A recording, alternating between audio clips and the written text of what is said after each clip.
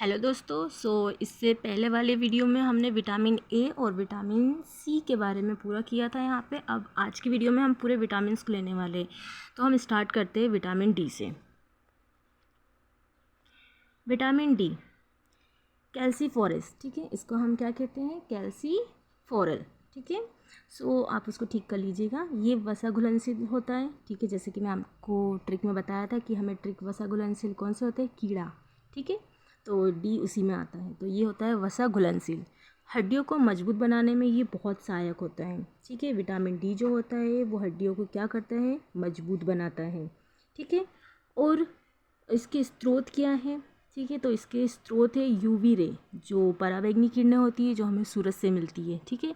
ये हमारे स्किन पर आती है, जिससे हमारा लीवर और किडनी क्या होते हैं, एक्टिव होते हैं, ठीक है। हमारे स्किन के नीचे की जो लेयर होती है, जैसे उस पर सूरज की किरणें पड़ती है तो हमारा लीवर और किडनी एक्टिव हो जाते हैं और हमारा शरीर खुद विटामिन डी बनाने लगता है। तो अगर पेपर में आता है तो ऐसा कौन सा विटामिन है जो हमारे शरीर में स्वयं बनता है, तो वो होता है विटामिन डी, जो किसकी सहायता से बनता है, सूरज की किरणों की सहायता से। और सबसे बेस्ट टाइम लेने का जो होता है सूरज का टाइम, वो होता है 10 से 2 PM। हमें सूरज की रोशनी 5 से 15 मिनट लेना चाहिए। हमें ज़्यादा देर तक नहीं बैठना चाहिए धूप में, वरना अच्छे खाले पीले होके आ जाओगे।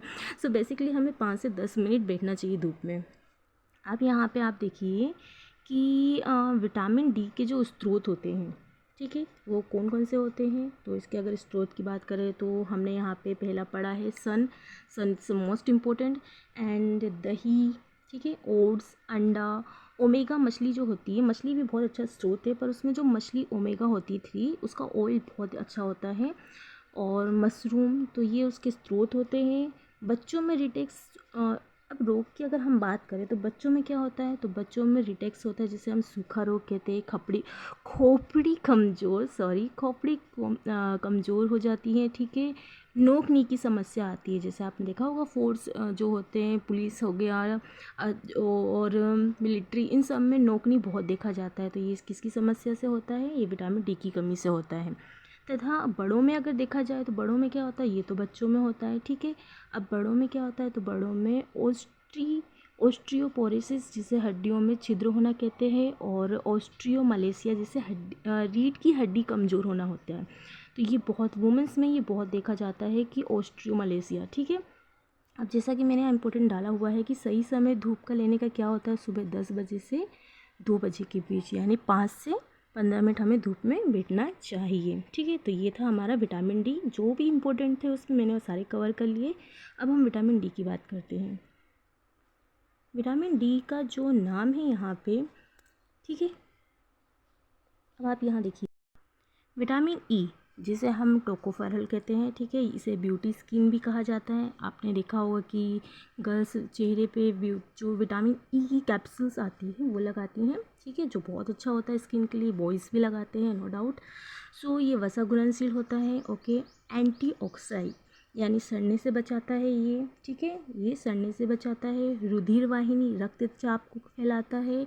और बेस्ट जो कैंसर होता है उसके बचाव के लिए बहुत ज़रूरी है विटामिन ई, बहुत लेना चाहिए, मतलब विटामिन ई लेना चाहिए, बहुत अच्छा स्रोत है बेस्ट कैंसर के बचाव के लिए।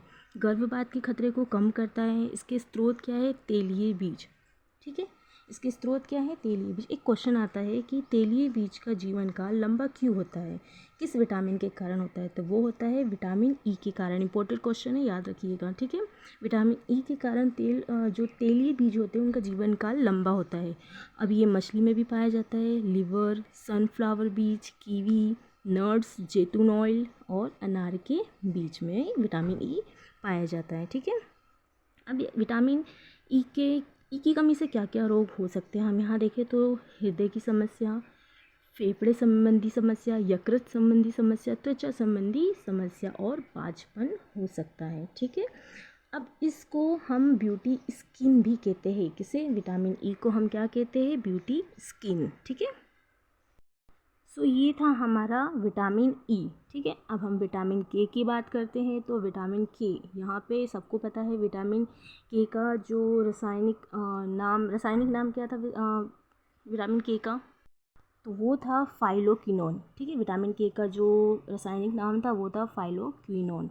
अब यहाँ पे दो नाम आ जाते हैं विटामिन के। अगर ऑप्शन में फाइलोक्विनोन या मेनाक्यूनोन आए तो दोनों में से एक आप टिक कर सकते हो, दोनों साथ में नहीं आएंगे। वैसे फाइलोक्विनोन अगर आता है तो प्रायोरिटी उसी को रखना आप, ठीक है।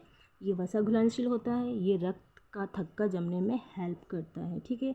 अगर विटामिन के नहीं होगा, कम होगा हमारे शरीर में तो क्या होगा, हमारी जो रक्त है उसमें थक्का नहीं जमेगा, जिससे ब्लडिंग की समस्या उत्पन्न होगी, ठीक है। ब्लडिंग की समस्या उत्पन्न होगी, ब्लड आते जाएगा, रुकेगा नहीं।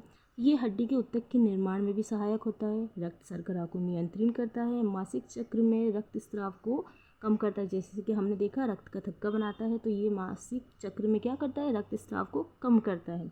इसकी कमी से ब्लीडिंग होती है, ठीक है। अगर रक्तचाप इसमें होगा तो ब्लीडिंग कम होगी, और ब्लीडिंग कम होगी। बट अगर विटामिन के नहीं मतलब कम होगा तो ब्लीडिंग ज़्यादा होगी, ठीक है। अब ये किस में पाया जाता है, तो ये पत्ता गोभी में पाया जाता है, ठीक है। फूल गोभी में पाया जाता है, कीवी, ककड़ी, मटर, ठीक है। हरे पत्तीदार सब्जियों में पाया जाता है, ओके। अब यहाँ पे देखिए विटामिन के का अदर नाम, अगर पेपर में आता है कि विटामिन के का अदर नाम क्या है, तो आप क्या बताओगे, तो वो आ जाएगा नेप्थोक्विनोन, ओके। ये इंपॉर्टेंट है, नेप्थोक्विनोन अदर नाम से अगर पूछा जाता है। तो बेसिकली हमारा विटामिन के भी कंप्लीट हो चुका है। अब हम आगे बढ़ते हैं, तो वो है बी कॉम्प्लेक्स। तो हमने विटामिन जो थे हमारे पांचों हमने कंप्लीट कर लिए। छठा विटामिन जो है वो है बी कॉम्प्लेक्स, यानी बी, विटामिन बी। हम इसके बारे में आज पूरा देखेंगे। जो भी विटामिन्स के क्वेश्चंस आते हैं या अदर्स एग्ज़ाम में जो आए हैं, मैंने उन सबको यहाँ कवर किया, उससे ज़्यादा यहाँ से कुछ नहीं पूछा जाएगा, ठीक है।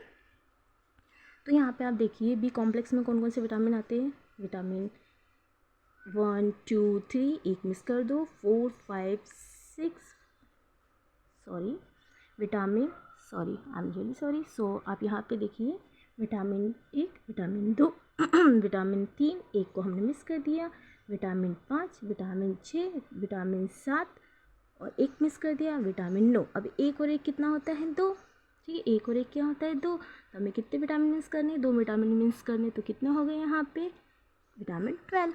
ऐसे याद करिएगा आप, ठीक है। तो विटामिन B1 की बात करें हम यहाँ, तो ये जल घुलनशील होता है, इसमें सल्फ़र होता है, इसकी कमी से हीमोग्लोबिन कम होगा, ठीक है। विटामिन बी है, उसकी कमी से क्या होगा, हीमोग्लोबिन कम होगा, जिससे जाके हार्ट अटैक की समस्या आ सकती है। अब आप सोचोगे कि बाप रे ये इतना डेंजरस है, तो मैं कहूँगी यस।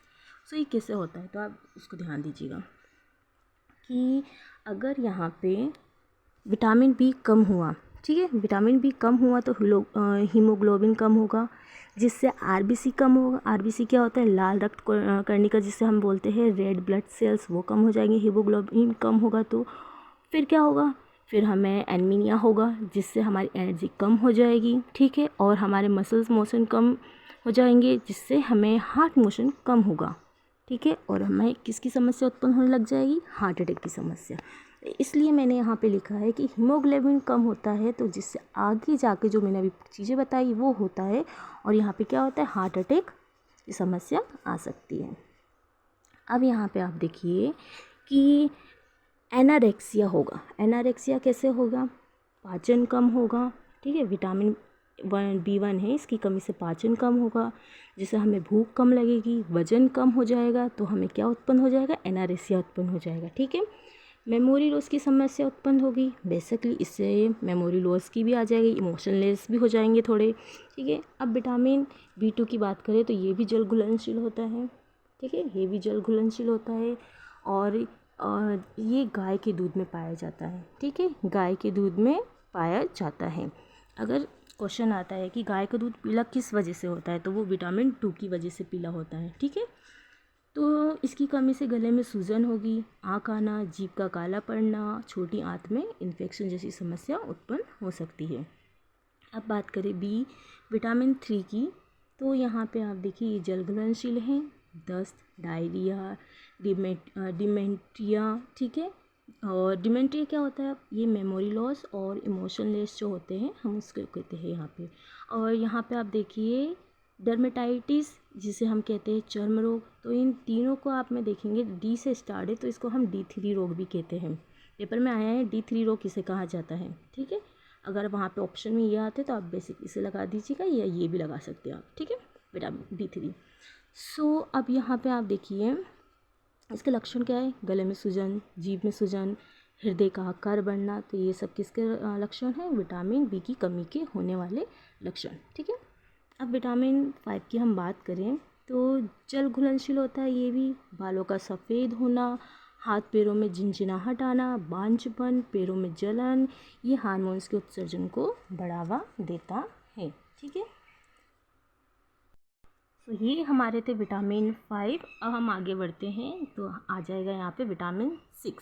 ठीक है, ये जल घुलनशील होता है, ये आरबीसी बनाता है। आरबीसी का फुल फॉर्म मैंने क्या बताया था, रेड ब्लड सेल्स, यानी लाल रक्त कणिका। ठीक है, अब क्या है यहाँ पे आप देखिए स्वप्न, और ये क्या करता है, संचित वसा को शर्करा में बदलता है। ये इम्पोर्टेंट है कि स्वप्न बनाने में सहायक होता है, यानी फॉर्मेशन ऑफ ड्रीम। तो ये क्या करता है, स्वप्न बनाने में सहायक होता है। ऐसा कौन सा विटामिन है जो स्वप्न बनाने में सहायक होता है, तो वो है विटामिन 6। इसे ड्रीम विटामिन भी कहते हैं। ठीक है, क्योंकि स्वप्न बनाने में सहायक होता है इसलिए इसे ड्रीम विटामिन भी कहा जाता है। सो हम आगे बढ़ते हैं विटामिन B7। ये जल घुलनशील होता है, ये बालों पे नियंत्रण करता है और ऊर्जा का निर्माण करता है। सो बेसिकली विटामिन 7 ज़्यादा इंपॉर्टेंट नहीं है। तो हम आगे बढ़ेंगे विटामिन 9, फॉलिक अम्ल। विटामिन 9 का जो ये फॉलिक अम्ल है पूछा जाता है, फॉलिक अम्ल किस विटामिन को या किस में होता है, तो ये विटामिन 9 होता है। फॉलिक अम्ल या फॉलिक एसिड कह सकते हैं, इसमें आयरन होता है। ठीक है, क्योंकि फॉलिक एसिड में जो आयरन होता है, आयरन क्या काम करता है, ये ब्लड बनाने में सहायक होता है। आयरन को हम आयरन जो होता है उसमें क्या होता है, हीमोग्लोबिन, और हीमोग्लोबिन के अंदर क्या होता है, आयरन प्लस प्रोटीन होता है। ठीक है, और हीमोग्लोबिन के लिए सबसे अच्छा, यानी आयरन के लिए सबसे अच्छा स्रोत क्या है, हरे पत्तेदार सब्जियां। ठीक है, जैसे पालक, खजूर, गुड़, सबसे इम्पोर्टेंट होता है ये। ठीक है, तो फॉलिक एसिड में क्या होता है, आयरन होता है। अगर पूछा जाए ऐसा कौन सा विटामिन है जिसमें आयरन होता है, तो B9 है वो। ठीक है, ये जल घुलनशील होता है, ये DNA बनाने में क्या होता है, हेल्प करता है, भ्रूण का विकास करता है, ब्लड का निर्माण करता है। जैसे कि हमने पढ़ा आयरन यानी हीमोग्लोबिन, तो ये ब्लड का निर्माण करता है। ठीक है, विटामिन B12। विटामिन B12 की बात करें तो यहाँ पे आप देखिए ये जल घुलनशील है, आयरन का अवशोषण करता है। ठीक है, इसमें कोबाल्ट पाया जाता है, इसे कोबालामिन के नाम से भी जाना जाता है। यह पशु खाद्य पदार्थ में पाया जाता है, मांस, मछली, मुर्गी पालन, डायरी जैसे दूध, मक्खन जो होते हैं उन सब में ये पाया जाता है। तो बेसिकली हमारा विटामिन्स पूरा कंप्लीट हो चुका है। आज हमने बी कॉम्प्लेक्स पूरा ले लिया है, हमारे सारे विटामिन्स कंप्लीट हो चुके हैं। जितने भी क्वेश्चंस विटामिन से बन सकते हैं मैंने सारे कवर किए हैं यहाँ पे। अगर आपके मन में कुछ डाउट है तो आप मुझे कमेंट सेशन में पूछ सकते हैं। बाकी हमारा विटामिन कंप्लीट हो चुका है। नेक्स्ट वीडियो में मैं थोड़े से MCQ लाऊंगी और देन हम प्रोटीन को स्टार्ट करेंगे। ठीक है, अगर आपको हमारा वीडियो अच्छा लग रहा है तो प्लीज़ चैनल को ज़रूर सब्सक्राइब करिएगा एंड वीडियो ज़रूर लाइक कीजिएगा।